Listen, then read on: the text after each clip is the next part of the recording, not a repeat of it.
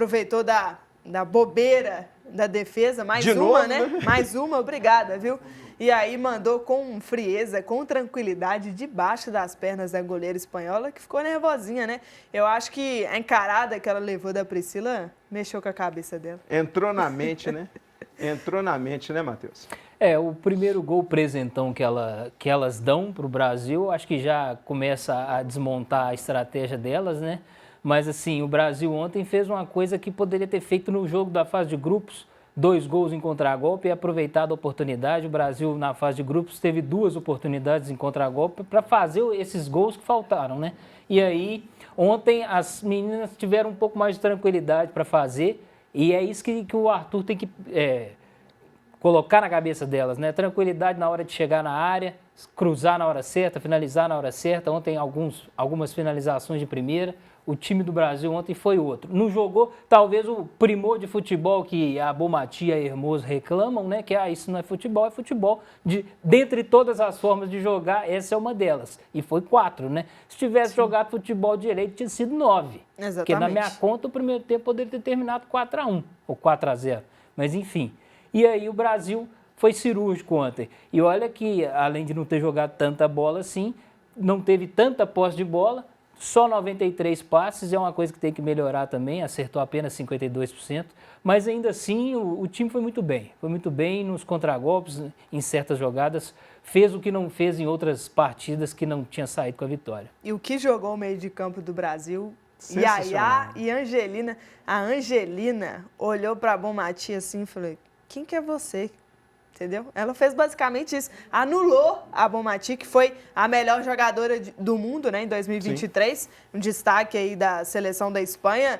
E o Brasil jogou muita bola. No aspecto defensivo, não deixou a Espanha jogar, praticamente poucas finalizações, né? Elas tentaram finalizar, mas no segundo tempo. Até então, elas não tinham tido oportunidade, posse de bola improdutiva por parte das nossas adversárias e o Brasil dominou o jogo. É incrível. Acho que era isso que a gente tanto cobrava. Quando a gente criticava a seleção, é porque quem viu jogos da fase de grupos era outro time. Era outro time. Sem produtividade, sem garra, sem vontade, sem propor o jogo, sem pressionar em cima. E agora a gente vê uma transformação. E a seleção chega muito forte para essa final, porque passou da França, que era também favorita a uma medalha, e passa da Espanha, atual campeã do mundo. Então a gente vai muito forte para essa final. Eu até brincava aqui no intervalo que eu não quero cantar nada, mas eu estou pensando nela. Pois é, pegou embalo. E a final será disputada no próximo sábado, dia 10 de agosto. Anota aí na sua agenda, vai ser ao meio-dia. O jogo será contra os Estados Unidos, que eliminaram a Alemanha na semifinal. Tem favorito para o jogo, Mateusão? Quem que vai sair com ouro no peito? Quem vai sair com ouro é a seleção amarela, o Brasil. Talvez o favorito seja os Estados Unidos, mas ontem o favorito era a Espanha.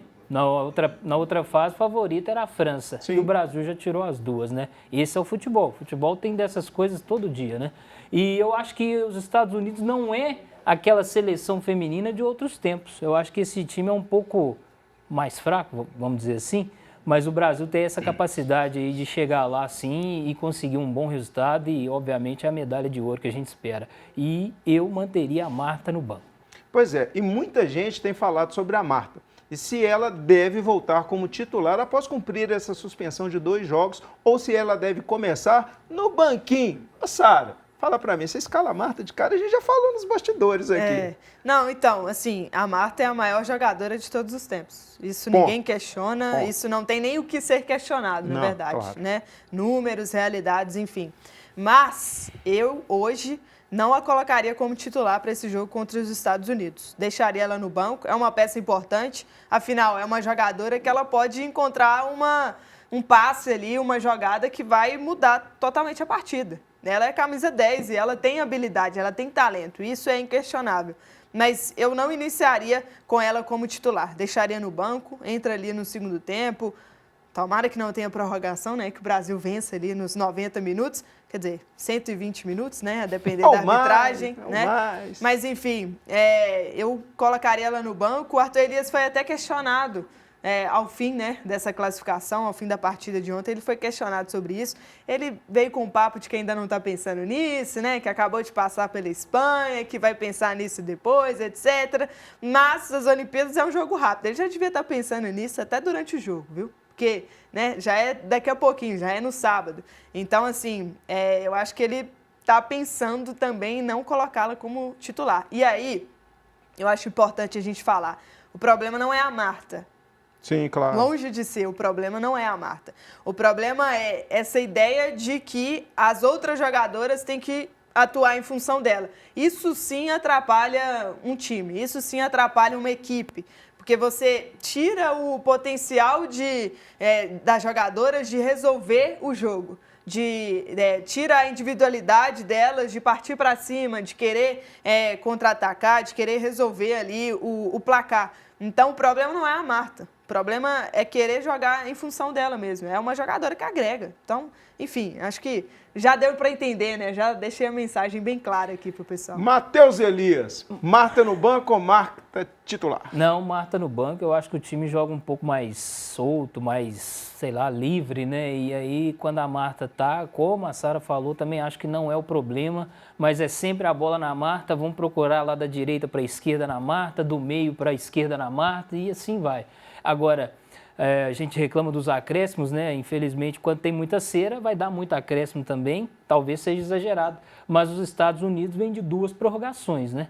Então, o Brasil não vem de nenhuma, vem de uma espécie de prorrogação na questão dos acréscimos. Mas os Estados Unidos jogaram contra o Japão, foram para a prorrogação, e contra a Alemanha também foram para a prorrogação, e elas, espero eu, que estejam mais cansadas do que o Brasil também. E vai dar Brasil. E o técnico Arthur Elias relembrou uma promessa que ele fez quando assumiu a seleção brasileira. Vamos ver aqui na tela, então, as aspas do treinador brasileiro. Arthur Elias, abre aspas. Sempre falei, desde que assumi a seleção brasileira, externamente, que íamos competir e disputar com todos e colocar o Brasil no patamar que merece. Mas, para o grupo, eu sempre falei que a gente ia ser campeão olímpico ou da Copa do Mundo. Sarinha, confiança total, né? Arthur Elias, parabéns para você, porque o que você fez de mudança de chave nessa seleção brasileira é absurdo. E dá para a gente perceber até no discurso das jogadoras pós-jogo contra a Espanha. A Caroline até falou, ela usou as palavras próprias dela lá, que eu não posso reproduzir aqui, né? Mas ela falou que o Arthur Elias é excepcional, não com essa palavra, mas com aquela que começa com F, né? E aí ela reforça... Fantástico. E aí ela reforça como o discurso dele entrou na cabeça das meninas. E dá para ver isso até na fala individual de cada uma. É verdade. De que elas têm essa oportunidade agora. Elas têm essa chance de fazer a seleção voltar ao patamar que a gente merece. A gente sabe que a gente tem talento, a gente sabe que a gente tem potencial, mas durante muito tempo a gente ficou ali numa segunda, terceira prateleira do futebol feminino. E não é ali que a gente se encaixa. Quando a gente cobrava aqui o desempenho da seleção feminina do nosso país, é porque a gente sabe que a gente tem potencial, que podemos ser melhor, que podemos disputar lá em cima contra grandes seleções, porque a gente pode, é o Brasil, sabe? Então, assim, é importante a gente ter esse discurso dentro da seleção, porque dá essa tranquilidade, dá esse astral, essa moral para as meninas. E eu acho que isso vai fazer a gente chegar grande para essa final. Para além do que eu falei aqui, as adversárias que a gente enfrentou nessa fase decisiva, hoje os Estados Unidos vêm de uma renovação, né? Não é aquele time que a gente vinha acompanhando com Megan Rapinoe, né? Com essas estrelas que a gente já sabe que os Estados Unidos tinha. Então, os Estados Unidos chegou para essas Olimpíadas com uma incógnita também, no sentido de que é um trabalho novo. Então, se for para a gente ganhar, finalmente, tirar essa pedra no sapato, que é os Estados Unidos no futebol feminino, que perdemos aí o ouro em 2004 e 2008, né? Ficamos com a prata nos Jogos Olímpicos. Agora é a hora. E tem que colocar isso na cabeça das meninas. Tirar essa pedra no sapato, tá engasgado aqui, esse é o momento. E ainda falando sobre as Olimpíadas, nessa terça-feira, a seleção brasileira de basquete masculino foi eliminada depois de perder para quem? O Dream Team americano por 122-87. O cestinha da partida foi ele, o Bruno Caboclo, com 30 pontos. A partida marcou também a despedida do armador Marcelinho Huertas, da seleção. Ele se aposenta aos 21 anos defendendo o Brasil no basquete, né? 21 anos jogando basquete não é fácil, não é muita coisa, né? Muito bacana. E você? Já sabia que seria eliminado em casa. O Brasil não tem jeito de medir o basquete com o americano, né? Mas nós vamos ganhar dos americanos no futebol e vamos ser medalha de ouro, se Deus assim o permitir. Ontem, infelizmente, tivemos a eliminação da seleção feminina no handball. O Brasil foi derrotado pela Noruega por 32-15 e foi eliminado em sua 7ª participação nos Jogos Olímpicos. A Noruega era favorita no duelo e vale a pena lembrar que o país tem 7 medalhas olímpicas no handball feminino, Matheus. Favoritaça, né? A Noruega é potência, né, no handball já há muito tempo, né? E ontem, infelizmente, a distância ao longo do jogo foi ficando tão grande que, infelizmente, não foi possível chegar perto nem recuperar. Nessa quarta-feira, Isaquias Queiroz é a nossa grande esperança aí de medalha, né?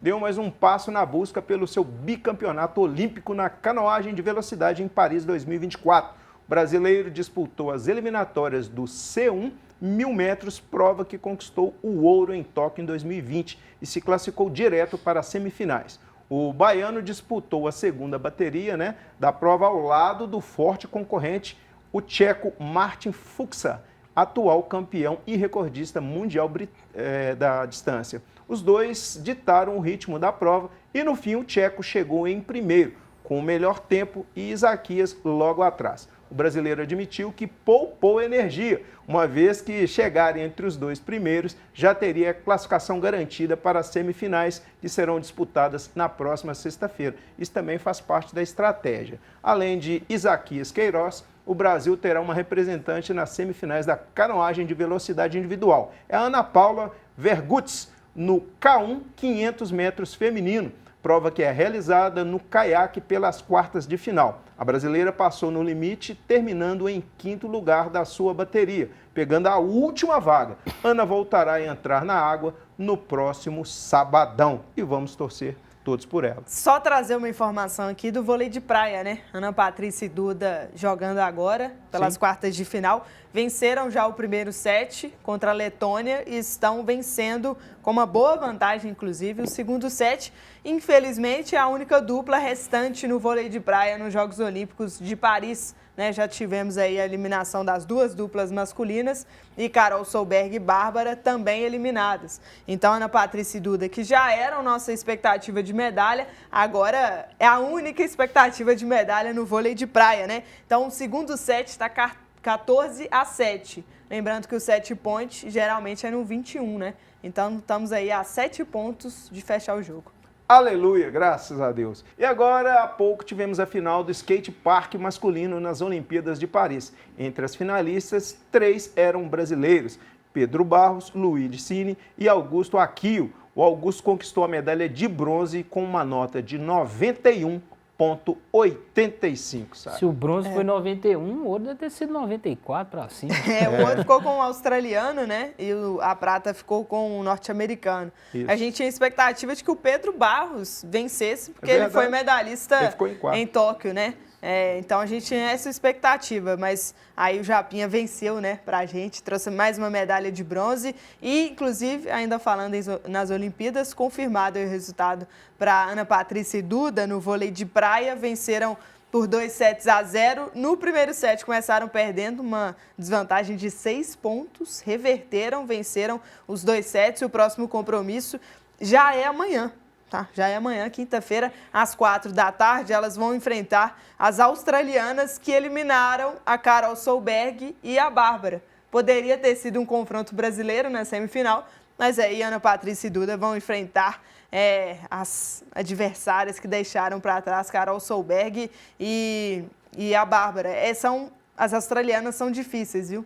Elas usam muito essa bola de segunda, que é traiçoeira no vôlei de praia. Porque às vezes você está esperando que essa bola de segunda seja ainda trabalhada para o ataque, né, no terceiro toque, mas aí quando você ainda está preparando a sua linha de defesa, já vem um ataque. Então, é um jogo perigoso. Ana Patrícia e Duda é top 1, né, no ranking mundial, mas ainda assim é tiro rápido das Olimpíadas, é traiçoeira, então vamos abrir o olho e vamos ficar na torcida, com certeza. E o vôlei de quadra feminino amanhã também estará. Também, né? exatamente, E de aí, manhã, né? E é mais expectativa, porque até agora elas não perderam nenhum set. Pois e continuará assim. Bem, isso Assim aí. seja.